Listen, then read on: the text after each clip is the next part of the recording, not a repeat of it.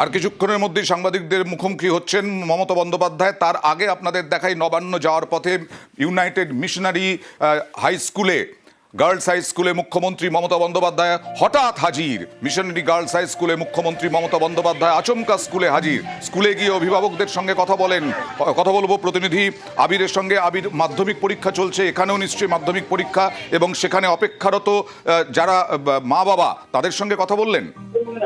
অনেকটা সময় তিনি স্কুলের সামনে ছিলেন, অভিভাবকদের সঙ্গে তিনি কথা বললেন, পরীক্ষা কেমন চলছে সেই বিষয়ে তিনি খোঁজ নিলেন, কারোর কোনো অসুবিধা হচ্ছে কিনা, যদি অসুবিধা হয় তাকে যেন সঙ্গে সঙ্গে জানানো হয়, তিনি তাহলে বিভিন্ন ব্যবস্থা তিনি করে দেবেন সেই কথাও তিনি অভিভাবকদের সঙ্গে বললেন। মুখ্যমন্ত্রী এসছেন স্কুলের গেটে, খবর পেয়ে যারা স্কুলের যারা শিক্ষক শিক্ষিকারা রয়েছেন তারাও কয়েকজন বেরিয়ে আসেন। মুখ্যমন্ত্রী তাদের সঙ্গে কথা বলেন যে পরীক্ষা ব্যবস্থা পরিচালনা কেমন চলছে, কারোর কোনো অসুবিধা যাতে না হয়, এমনকি স্কুল পরিচালনা করতে গিয়ে বা স্কুলের যদি কোনো কিছু প্রয়োজন হয় তার সত্ত্বেও যেন তাকে যেন দ্রুত জানানো হয়, তিনি সেই ব্যবস্থাও দেখে দেবেন বলে জানান।